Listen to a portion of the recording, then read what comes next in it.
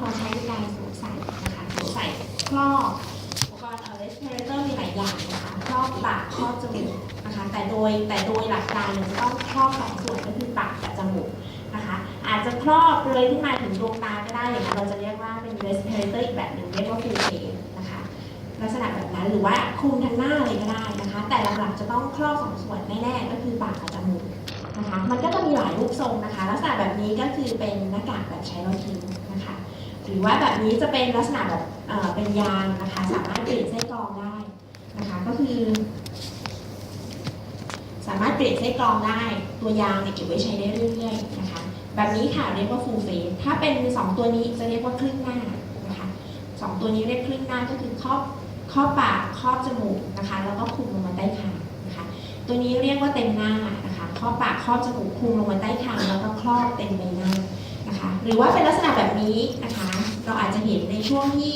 เห็นตามทีวีถ้าเกิดว่ามีช่วงโรคระบาดอย่างอีโบลานะคะหรือเMERSจะเห็นว่าการเข้าไปจัดการหรือว่าเข้าไปดูแลผู้ป่วยบางทีอาจจะต้องใส่ถึงขนาดนี้นะคะบางทีเราอาจจะมีคำถามว่าแล้วเมื่อไหร่เราจะต้องใส่แบบนี้เมื่อไหร่เราจะใส่แบบนี้หรือเมื่อไหร่เราจะใส่แบบนี้นะคะ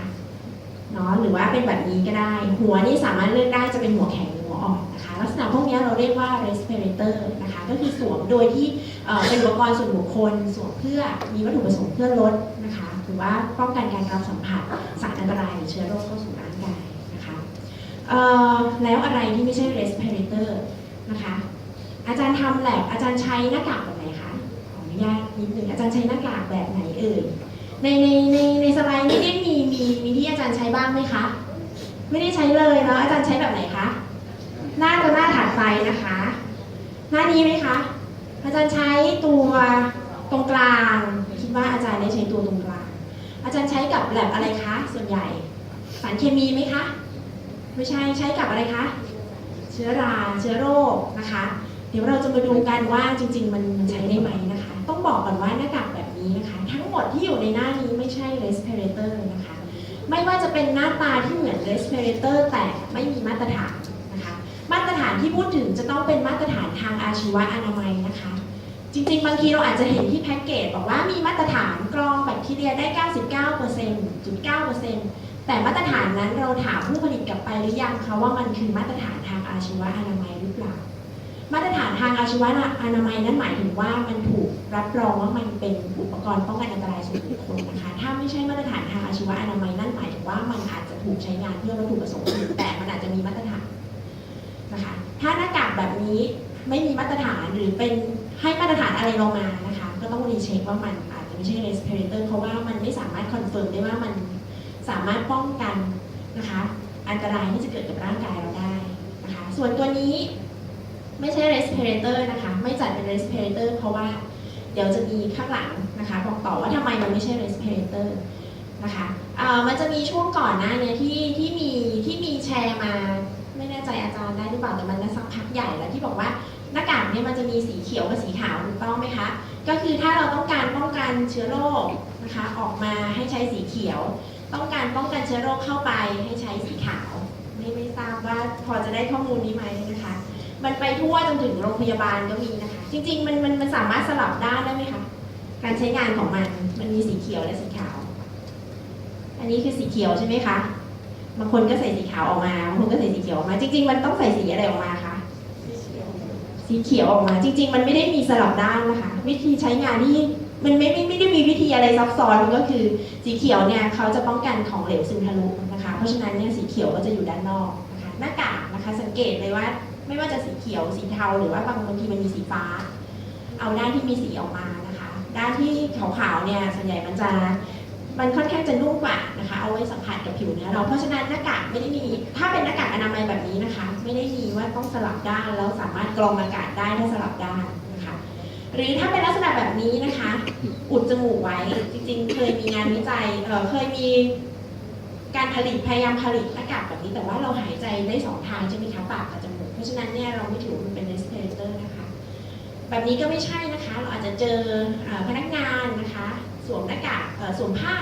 มาคลุมเวลาทำงานหรืออะไรอย่างเงี้ยแบบนี้ก็ไม่ใช่นะคะทั้งหมดนี้ไม่จัดเป็น respirator เพราะอะไรเพราะว่าใส่แล้วไม่กระชับ นะคะมันยังมีช่องทางที่ทำให้อากาศที่ไม่ได้กรองนะคะเข้าสู่ระบบหายใจนะคะทีนี้สิ่งที่ต่างระหว่างตัวนี้นะคะหน้ากากธรรมดากับหน้ากากที่เป็น respirator สิ่งที่ต่างก็คือมันใช้งานคนละแบบนะคะเราพูดไปถึงหน้ากากอนามัยแล้วกันเพราะว่าเรามักจะใช้หน้ากากอนามัยไอ้ตัวเขียวๆเนี่ยมาใช้ในห้องแลบกันซะเยอะนะคะหน้ากากอนามัยใครเคยใส่2ตัวนี้มีใครเคยใส่ทั้ง2ตัวไหมคะตัวไหนใส่สบายกว่าคะตัวนี้นะคะทำไมใส่สบายคะเพราะมันหายใจโล่งกว่าใช่ไหมคะอากาศมันโฟลว์ได้ดีกว่าความสบายนั้นคือความอันตรายนะคะเพราะว่ามันเอาอากาศที่ไม่ได้กรองเข้าไปสู่ระบบหายใจของเรานะคะเพราะฉะนั้นมันจึงไม่ใช่หน้ากากที่เรียกว่า respirator ที่ใช้ในการกรองอากาศถ้าเราต้องการที่จะป้องกันนะคะเชื้อโรคหรือสารอันตรายใดๆก็ตามที่มันอยู่ในอากาศไม่ให้เข้าไปในระบบร่างกายของเรานะคะจะเห็นว่ามันมีช่องนะคะมีแกลบอยู่รอบๆเพราะฉะนั้นเนี่ยมันก็เลยใส่แล้วค่อนข้างสบายนะคะบางทีเราใส่ตัวนี้เรารู้สึกสบายกว่านะคะเราก็เลยเลือกใส่ตัวนี้นะคะทั้งที่ในพื้นที่ทำงานเราอาจจะมีอะไรก็ตามอาจจะมีเชื้อโรคหรืออะไรก็ตามนะคะที่ค่อนข้างอันตรายอยู่นะคะจริงๆถ้าถามว่าหน้ากากอนามัยจริงๆใช้เพื่อวัตถุประสงค์อะไรนะเอาตามวิธีการใช้งานของเขาจริงๆนะคะก็คือเขาเน้นเพื่อป้องกันการแพร่เชื้อโรคนะคะถ้าเราไม่สบายหรือว่าเราป่วยเนี่ยอันนี้คือจาม1 ครั้งนะคะมันก็จะมีละอองน้ำลายออกไปนะคะเพราะฉะนั้นสวมไว้ก็คือเพื่อป้องกันการแพร่กระจายของเชื้อโรคนะคะส่วนตัวนี้นะคะในกลุ่มที่เป็น respirator สิ่งสำคัญของ PPE นะคะในกลุ่มที่หน้ากากนะคะถ้าเป็นหน้ากากมันมี2 กลุ่มนะคะกลุ่มที่ต้องการความแนบกระชับกับกลุ่มที่เป็น loose fitting loose fitting ก็คือฮูดเดี๋ยวจะได้ลองกันในตอนที่ลองใช้ตัว BAPR นะคะถ้าเป็น loose fitting เนี่ยไม่ต้องการความแนบกระชับไม่เป็นไรนะคะแต่ถ้าเป็นกลุ่มที่ต้องการความแนบกระชับไม่ว่าจะเป็นหน้ากากใช้แล้วทิ้งหรือว่าหน้ากากเปลี่ยนไส้กรองนะคะครึ่งหน้าหรือว่า full face ก็ตามนะคะสิ่งสำคัญคือความแนบกระชับนั่นหมายถึงว่าใส่แล้วมันจะต้องแนบกระชับกับผิวเนื้อเรานะคะถ้าเกิดไม่แนบกระชับสิ่งที่เกิดขึ้นก็คือมันจะเกิดสารที่ไม่ได้กรองนะคะเข้าสู่ระบบหายใจจริงๆมันก็หลักการเดียวกับการกรองน้ำนะคะเวลาเราดื่มน้ำเราก็ต้องการดื่มน้ำสะอาดใช่ไหมคะเราก็จะดื่มน้ำกรองถูกไหมคะที่บ้านมีเครื่องกรองนะคะหรือไม่ก็ไปซื้อน้ำขวดมาทานนะคะนั่นเรามั่นใจว่าน้ำทุกหยดมันผ่านเครื่องกรองน้ำซึ่งมีไส้กรองอยู่อากาศก็เหมือนกันนะคะถ้าเราจะหายใจเข้าไปเราก็จะต้องมั่นใจว่ามันผ่านการกรองนั่นก็คืออากาศมันจะไม่รั่วนะคะถ้ามันรั่วนั่นหมายความว่าอากาศที่ไม่ได้กรองเข้าระบบหายใจเราเพราะฉะนั้นความสำคัญก็คือว่าหน้ากากจะต้องแนบกระชับกับใบหน้านะคะทีนี้เราจะทราบได้ยังไงเราอาจจะพูดแล้วอาจจะไม่เห็นภาพนะคะว่าเราใส่หน้ากากตัวนี้มันกันได้จริงไหมตัวนี้มีปกตินะคะอันนี้เป็นวิธีการทดสอบที่เรียกว่า fit test นะคะก็คือตาม recommend ของ OSHA ของอเมริกาสามารถใช้วิธีการนี้ได้นะคะอาจารย์อยากจะลองไหมคะว่าที่เปิ้ลพยายามอธิบายว่ามันไม่กระชับหรือว่ามันไม่กรองเนี่ยอยากจะลองก็ได้นะคะว่ามันไม่กระชับมันไม่กรองจริงหรือเปล่าเดี๋ยวเปิ้ลจะลองใช้ตัวชุดfit testให้ฉีดให้ดูว่าต่างกันไหมอาจารย์อยากจะลองไหมคะมีอาจารย์ท่านไหนอยากจะลองสวมหน้ากากแล้วเดี๋ยวเปิ้ลลองฉีดตัวฟิตเทสให้ค่ะตัวนี้เป็นชุดอุปกรณ์นะคะตัวนี้ใช้เป็นน้ำตาลค่ะไม่ต้องกลัวก็คือใช้น้ำตาลแทนสารอันตรายนะคะมันอ้วนแต่ว่าอาจารย์เห็นละอองใช่ไหมคะเวลาเราพ่นออกไปจะเป็นละอองน้ำตาลถ้าเดี๋ยวขออนุญาตลองอาจารย์เมื่อกี้ทานขนมหวานมาพ่นทานน้ำตาลแล้วใช่ไหมคะได้ค่ะขออนุญาตลองนะคะอาจารย์ขออนุญาตอาจารย์ยืนนิดนึงค่ะเดี๋ยวจะเชิญด้านหน้าขอเป็นตัวมือนิดนึงครับมีท่านหนึ่งอยากจะลองด้วยก็ได้นะคะใช้เวลาไม่นานอันนี้คือหน้ากากที่เราเรียกว่าเป็นหน้ากากที่ไม่ใช่ respirator นะฮะจะดูว่าสามารถป้องกันได้จริงขออนุญาตค่ะอาจารย์ขอใช้หน้าไปทานคลุมเพราะว่าเราเอาน้ำตาลจะได้ไม่ระเหยเอาไปยืดอันนี้จะเป็นชุดอุปกรณ์ fit test นะครับเราจะมาดูว่าอากาศที่เข้าไปด้านในเนี่ยได้รับการกรองจริงไหมกับหน้ากากตัวนี้นะครับคือว่าเดี๋ยวให้อาจารย์หายใจทางปากนะคะเพราะว่าจะใช้การรับรสเราหายใจได้ทั้งปากและจมูกถูกต้องไหมคะเราลองอาจารย์หายใจทางปากนะคะจะได้เห็นภาพว่ามันกรองได้ไหมอาจารย์พร้อมไหมคะพร้อมเริ่มนะคะ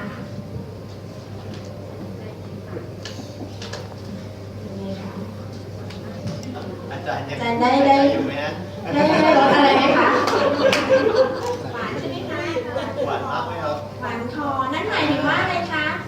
ป้องกันได้ไหมคะป้องกันไม่ได้หรือว่าจริงๆอยากใส่หลายชั้นกว่านี้ก็ได้นะคะ เคยมีบางคนบอกว่าโอ๊ยก็ชั้นเดียวเนาะมันอาจจะไม่ได้ใครอยากจะลองหลายชั้นกว่านี้ไหมคะมีไหมคะไม่ได้นะคะนี่แหละค่ะจะบอกว่าทำไมเราถึงจำเป็นจะต้องใช้หน้ากากที่มันถูกต้องนะคะหน้ากากผ้านะคะหน้ากากอนามัยไม่ใช่หน้ากากที่เราใช้ในการกรองอากาศเพราะอากาศความสบายที่บอกค่ะมันทำให้อากาศที่ไม่ได้กรองร่วงเข้าไปอาจารย์ได้รับรสหวานนั่นหมายถึงว่าถ้ามันไม่ใช่น้ำตาลแต่มันเป็นอะไรคะอยู่ในห้องแลบเราไม่รู้มีอะไรบ้างมีเชื้อโรคมีสารเคมีมีอะไรก็ตามนะคะมันก็จะเข้าสู่ระบบหายใจนะคะก็จะเป็นที่มาที่ไปว่าทำไมเราจึงต้องใส่หน้ากากที่แนบกระชับถ้าเกิดว่าใครสนใจอยากจะลองนะคะเดี๋ยวตอนหลังเซสชันเรามาลองกันเพราะว่าเรามีเวลาจำกัดนะคะก็ทดสอบให้ดูแค่1ตัวอย่างนะคะความต่างนะคะในเรื่องของหน้ากากที่ไม่ใช่หน้ากาก respirator กับตัวที่เป็นหน้ากาก respirator นะคะทีนี้เราจะไปดูต่อว่าแล้วเวลาเราจะเลือกนะคะหน้ากากหรือตัวกรองนะคะเราจะเลือกยังไงเรามาดูเรื่องของตัวกรองสักนิดนึงวันนี้เราอาจจะเน้นไปในเรื่องของเชื้อโรคนะคะหน้ากากกลุ่มที่ใช้กรองเชื้อโรคนะคะจะใช้หน้ากากในกลุ่มที่เรียกว่าเป็น particulate respirator นะคะก็คือเป็นแผ่นที่เราเรียกว่าฟิลเตอร์นะคะซึ่งหน้ากากในกลุ่มนี้นอกจากจะกรองเชื้อโรคนะคะกรองเชื้อโรคแล้วนะคะไม่ว่าจะเป็นแบคทีเรียไวรัสนะคะเชื้อราหรืออะไรก็ตามแล้วนะคะยังใช้กรองสารอื่นๆได้ด้วยก็คือในกลุ่มของฝุ่นนะคะฝุ่นและเส้นใยนะคะเส้นใยอย่างเช่นถ้าเกิดอาจารย์ต้องทำแลบแล้วมีพวกเส้นใยไม่ว่าจะเป็นเส้นใยฝ้ายเส้นใยอ้อยนะคะหรือว่าพวกแอสเบสตอสกลุ่มไฟเบอร์แกรสอะไรพวกนี้นะคะเราถือว่ามันเป็นเส้นใยนะคะหรือว่าละอองเราทำแลบบางทีสารเคมีมันต้องใช้การพ่นนะคะสารเคมีที่มีการพ่นละอองสารเคมีที่เกิดจากการพ่นนะคะเราจะต้องใช้กลุ่มที่เป็นเส้นใยหรือว่าแผ่นกรองนะคะแล้วก็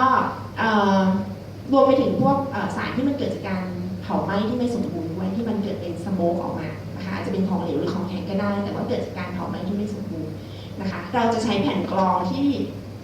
อยู่ในกลุ่มนี้นะคะในการกรองรวมไปถึงเชื้อโรคด้วยนะคะก็คือถ้าเป็นใช้แล้วทิ้งก็จะเป็นสีขาวนะคะ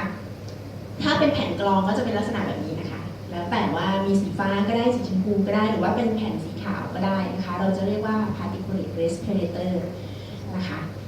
ทีนี้ถามว่าแล้วถ้าเป็นหน้ากากถ้าเกิดหน้ากากอนามัยเหมือนตัวสักครู่ที่ให้อาจารย์ใส่เนี่ยนะคะจริงๆตัวนี้ก็ทำมาจากวัสดุเดียวกับ respirator แต่ว่าเขาบางแล้วก็มันใส่แล้วไม่กระชับแต่ถ้าเกิดว่าหน้ากากอีกกลุ่มหนึ่งที่ทำมาจากผ้าเลยนะคะ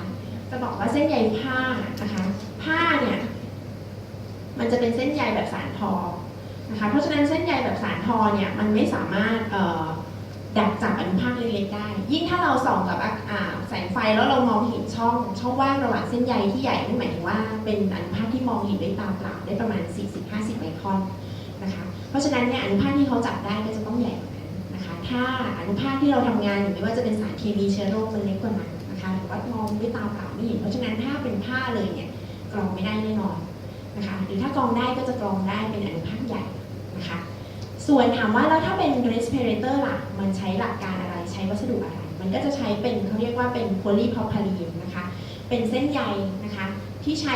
จริงๆเป็นวัสดุกลุ่มเดียวกับที่เรามาทำพวกซอฟต์แวร์นะคะเวลาดูดซับสารเคมีเวลาสารเคมีหกรั่วไหลนะคะขึ้นรูปมาแบบที่เราเรียกว่า non movement นะคะก็คือเป็นเส้นใยแบบไม่สานทอนะคะซึ่งมันจะเขาเรียกว่าคิดถึงสกอตไบรท์ก็ได้นะคะช่องว่างระหว่างเส้นใยมันจะเล็กนะคะแล้วเราทำให้มันหลายๆชั้นนะคะมันก็จะช่วยดักจับอนุภาคที่มีขนาดเล็กๆได้นะคะเป็นโครงข่ายตาข่ายโยงใยไขใยแมงมุมนะคะแล้วก็ประสิทธิภาพที่มากขึ้นก็คืออาจจะมีจำนวนชั้นของแผ่นกรองมากขึ้น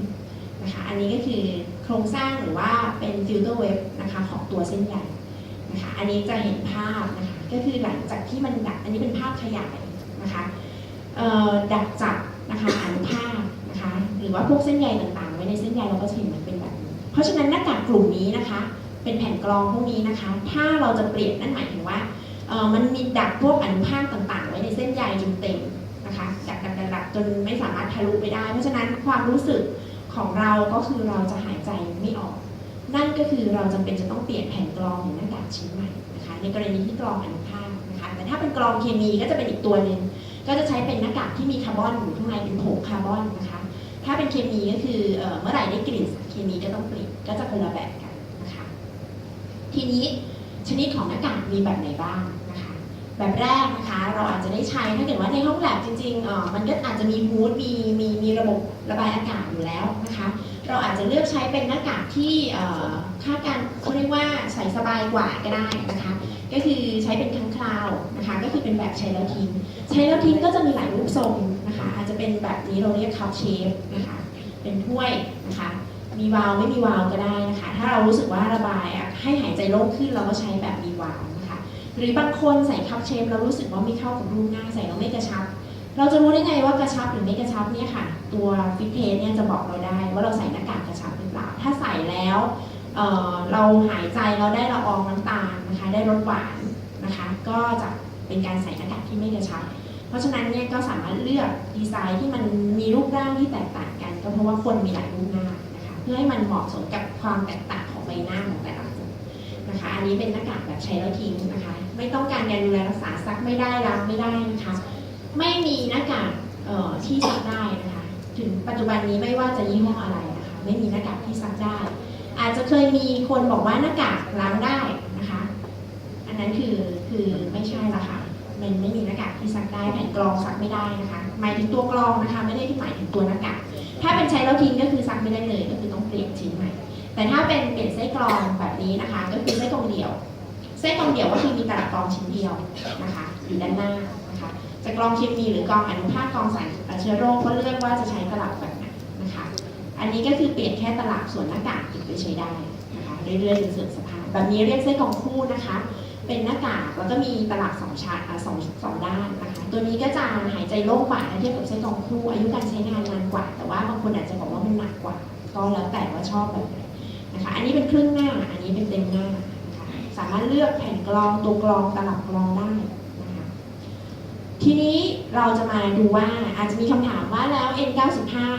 คิดว่าทุกคนน่าจะคุ้นเคยกับคำว่า N95 นะคะ N95 หมายถึงอะไรนะคะ N95 หมายถึงมาตรฐานของหน้ากากนะคะเป็นมาตรฐานของอเมริกานะคะมาตรฐานของหน้ากากกรองอนุภาคนะคะก็คือเป็นแผ่นกรองอนุภาคหน้ากากที่เป็นกรองอนุภาคทั้งหมดนะคะถ้าเราจะดูมาตรฐานนะคะถ้าเราไปที่ฝั่งอเมริกาก็จะเป็นมาตรฐานนี้แหละค่ะเป็นของในอาร์นะคะอันนี้คือเลขที่42 CMR 84นะคะบอกอะไรนะคะ95นะคะบอกประสิทธิภาพค่ะมีอยู่3ระดับ95 99 99.97นะคะตัวเลขที่จะบอกมาตรฐานประสิทธิภาพก็คืออยู่ด้านหลังเวลาเราดูมาตรฐานจะมีตัวอักษรนะคะกับตัวเลขนะคะบอกประสิทธิภาพการกรองนะคะ95หมายถึงประสิทธิภาพการกรองไม่น้อยกว่า 95% นะคะ99หมายถึงประสิทธิภาพการกรองไม่น้อยกว่า 99% แล้วก็100หมายถึงประสิทธิภาพการกรองไม่น้อยกว่า 99.97% N บอกอะไรนะคะมีตัวอักษรมี N มี R แล้วก็มี P N บอกว่าใช้กรองได้เฉพาะอนุภาคที่ไม่มีน้ำมันนะคะก็คือเป็นของแข็งอนุภาคไม่มีน้ำมันปนเปื้อนนะคะถ้าเป็น R กับ P กรองได้ทั้งมีน้ำมันและไม่มีน้ำมันนะคะละอองลอยนั้นอาจจะมีน้ำมันไอน้ำมันนะคะก็จะต้องใช้ R หรือ P นะคะทีนี้ความต่างของ R และ P ก็คือ R ใช้งานได้สั้นๆนะคะก็คือ R เนี่ยจะเป็น oil resistant นะคะเพราะฉะนั้นอายุการใช้งานเมื่อเทียบกับ P ซึ่งเป็น oil proof P จะใช้งานได้นานกว่าประมาณ5 เท่านะคะอันนี้คือความต่างของมาตรฐานนะคะเพราะฉะนั้นถ้าเราส่วนใหญ่เนี่ยแผ่นกรองเราก็จะเห็นว่าอย่างที่โชว์อยู่ที่ตัวโต๊ะนะคะที่ตัวในหน้ากากซีนของคู่ก็จะเป็นแผ่นกรอง P100 นะคะเพราะว่ามันก็จะใช้ได้ทั้งมีน้ำมันและไม่มีน้ำมันส่วนใหญ่ไม่ค่อยจะเจอ P100 ก็จะเป็น N100 ซะมากกว่าแต่ว่าถามว่า N100 มีไหมก็มีนะคะหน้ากากใช้แล้วทิ้งบางตัวก็จะเป็น N100 นะคะตัวนี้มาตรฐานยุโรปนะคะบางทีไม่ใช่ N95 N95 เป็นมาตรฐานอื่นเราอาจจะเคยได้ยิน FFP1 FFP2 FFP3 อันนี้เป็นมาตรฐานยุโรปนะคะถ้าเป็นใช้แล้วทิ้งก็จะเป็น FFP1 ก็คือประสิทธิภาพการกรองไม่น้อยกว่า 80% FFP2 ไม่น้อยกว่า 94% FFP3 ไม่น้อยกว่า 98% นะคะถ้าเป็นหน้ากากเปลี่ยนไส้กรองก็จะเป็น P1 P2 P3 นะคะประสิทธิภาพการกรองก็คือ80 94 99.95 ตัวนี้เป็นมาตรฐานออสเตรเลียนิวซีแลนด์ค่ะคล้ายๆกันก็คือ P1 P2 P3 นะคะ P1 ประสิทธิภาพการกรองไม่น้อยกว่า 80% P2 94 P3 93 99.95% นะคะ ทีนี้ถ้าเราจะใช้กับเชื้อโรคนะคะบางทีเราอาจจะต้องไปดูเขาเรียกว่า recommend นะคะของหน่วยงานที่เกี่ยวข้องนะคะอย่าง MERS หรืออีโบลาหรือว่ามีโรคระบาดซาร์หรืออะไรก็ตามนะคะเราอาจจะต้องไปดู recommend ของหน่วยงานที่เป็นหน่วยงานมาตรฐานนะคะอาจจะเป็น WHO เนาะองค์การอนามัยโลกนะคะ USCDC นะคะหรือหน่วยงานทางการแพทย์ใดๆก็ตามที่ได้รับความน่าเชื่อถือนะคะอย่าง MERS หรืออีโบลาเอา MERS ก่อนใช้หน้ากากตัวไหนดีคะเมื่อกี้เราฟังมาตรฐานไปแล้วใครพอจะคุ้นๆตอนที่ MERS ระบาดใช้หน้ากากตัวไหนดีคะอันไหนดีคะใช้ N95 เป็นอย่างน้อยนะคะคือถ้าเกิดว่าเราไปซื้อแล้วเป็นคือจริงๆไม่ต้องเลือกซีรีส์ก็ได้หมายถึงว่าเราอาจจะคุ้นเคยกับ8210ไม่แน่ใจถ้าอยู่โรงพยาบาลเนี่ยจะรู้จัก8210จะเป็นรุ่นที่เวลามีโรคระบาดปุ๊บเนี่ยทุกคนจะบอกว่าเอา8210นะคะตัวนี้นะคะเพราะว่าย้อนเวลากลับไปในช่วงเวลาหนึ่งที่มันมีโรคเพิ่งจำโรคมันจะเป็นกลุ่มโรคไข้หวัดเนี่ยแหละค่ะระบาดแล้วก็องค์การอนามัยโลกก็ recommend ให้ใช้ N95 แล้วก็ยกตัวอย่างว่าเป็นเช่น8210มันก็เลยเกิดทุกคนก็จะไปมองหาแค่8210จริงๆไม่จำเป็นต้อง8210ก็ได้นะคะตัวนี้มันเป็น N95 จะใช้ซีรีส์ไหนก็ได้จะเป็นรุ่นอะไรก็ได้ที่เป็น N95 ก็ได้นะคะไม่จำเป็นต้องไปหาแค่รุ่นใดรุ่นหนึ่งแค่เราดูว่าเราจะใช้มาตรฐานอะไรเราค่อยไปหาว่าจะเอารุ่นไหนที่มีเปรียบเทียบราคาก่อนหรือว่าเลือกดีไซน์ก่อนก็ได้เราใส่แล้วเราไม่ชอบขอบเชฟเราอยากได้แบบพับก็ได้นะคะเพราะฉะนั้นถ้าตาม WHO หรือว่า USCDC ก็แนะนำว่าเอามาตรฐานออสเตรเลียนิวซีแลนด์ก็ได้ P2 เป็นอย่างน้อยนะคะเพราะฉะนั้นถ้าเรามีหน้ากาก P1 อยู่เอามาการ MERS หรือ Ebola WHO ไม่ได้ recommend เพราะฉะนั้นเราก็ต้องไปหาที่สูงขึ้นก็คือ P2 เป็นต้นนะคะหรือถ้าเป็นฝั่งโอชาฝั่งในอาร์ชนะคะก็ N95 เป็นอย่างน้อยก็จะเป็นอะไรก็ได้ที่เป็น N95 ขึ้นไปก็ได้เช่นกันอีโบลากับ MERS เหมือนกันนะคะก็ใช้ในกลุ่มเดียวกันก็คือเป็น FFP2 อันนี้เป็นยุโรป FFP2 ก็ได้หรือว่า N95 หรือเทียบเท่าก็แปลว่าอะไรที่ประสิทธิภาพการกรองไม่น้อยกว่า95% ก็ใช้ได้นะคะแล้วเราจะใช้หน้ากากอนามัยได้ไหมคะได้ไหมคะจริงๆต้องบอกเลยว่าไม่ได้นะคะเวลาที่เกิดพวกโรคระบาดเนี่ยถ้าเราต้องการป้องกันตัวเองนะคะเราไม่ควรใส่หน้ากากอนามัยนะคะแต่ถ้าเราไม่สบายแล้วเราอยากจะแต่ถ้าเคสว่าเราไม่สบายนะคะมันไม่ได้เกิดโรคระบาดเราควรจะใส่หน้ากากอนามัยแต่ถ้ามันเกิดโรคระบาดด้วยอย่างมี MERS มีอีโบลาด้วยแล้วเราไม่สบายด้วยเราควรจะใส่หน้ากากอนามัยไหมคะเราก็ต้องใส่ respirator เพราะว่าเราต้องการโปรเทคทั้งตัวเองแล้วก็โปรเทคไม่ให้โรคออกไปเผยแพร่เชื้อด้วยนะคะเพราะฉะนั้นถ้าเป็นเคสนั้นเราก็ต้องเลือกใส่ respirator แต่อย่าใส่แบบมีวาล์วนะคะถ้าเราไม่สบายด้วยนะคะเราก็ต้องการป้องกันโรคระบาดที่จะมาหาตัวเราด้วยเราก็ต้องใส่เป็นกลุ่ม respirator แต่ว่าไม่ควรเลือกมีวาล์วเพราะว่าถ้าเรามีวาล์วปุ๊บเราจามปั๊บมันก็จะออกไปที่วาล์วมันก็จะไปแพร่เชื้อให้คนอื่นนะคะก็คือเลือกใช้ตามวัตถุประสงค์นะคะแล้วก็ดูว่าเราจะเลือกมาตรฐานอะไรนะคะเราค่อยไปเลือกซื้อที่มันมีอยู่ในตลาดนะคะไม่จำเป็นต้องบอกว่าเอาแค่รุ่นใดรุ่นหนึ่งเท่านั้นนะคะอันนี้เป็นWHO ใน recommend เรื่อง Ebola นะคะก็ตัวอย่างนะคะนิดหน่อยก็จะไปที่หน้ากากตัวถัดไปมีคำถามไหมคะเรื่องหน้ากากกลุ่มเปลี่ยนไส้กรองใช้แล้วทิ้งหรือว่า N95 ถ้าไม่มีจะขอไปที่หน้ากากตัวถัดไปนะคะก็คือหน้ากากเติมอากาศแบบใช้พลังงานจากแบตเตอรี่นะคะก็คือเราเรียกย่อๆว่า PAPR นะคะหน้ากากตัวนี้นะคะถ้าเราเห็นหน้าตาเขาก็จะเป็นแบบนี้นะคะก็จะเป็นหน้ากากที่ประกอบด้วยส่วนคลุมศีรษะนะคะท่อหายใจอันนี้คือส่วนคลุมศีรษะนะคะอันนี้ด้านหน้านะคะด้านหลังแล้วก็ท่อหายใจนะคะแล้วก็ตัวกรองอากาศนะคะอากาศข้างในส่วนคลุมศีรษะจะมีความดันเป็นบวกนะคะเพราะฉะนั้นเนี่ยอากาศข้างนอกมันก็จะเข้าไม่ได้นะคะโดยปกตินะคะถ้าเราจะใช้หน้ากากตัวนี้นั่นหมายถึงว่าเราต้องการค่าการปกป้องที่สูงมากกว่าปกติอาจจะมีโรคอีโบลาถ้าเราต้องเข้าไปใกล้ผู้ป่วยจริงๆหรือไปอยู่กับผู้ป่วยว่าอย่างเป็นหอฉุกเฉินอย่างเงี้ยค่ะอยู่ในโรงพยาบาลนะคะเราไม่รู้เลยว่าคนป่วยที่มาเนี่ยเขามาด้วยโรคอะไรบางทีเราจำเป็นต้องป้องกันตัวเองในระดับที่มันค่อนข้างสูงไปก่อนนะคะก็คือหน้ากากกลุ่มนี้จะมีค่าการป้องกันถ้าใช้ร่วมกับฮูดแบบนี้นะคะก็คือ100 เท่าของค่ามาตรฐาน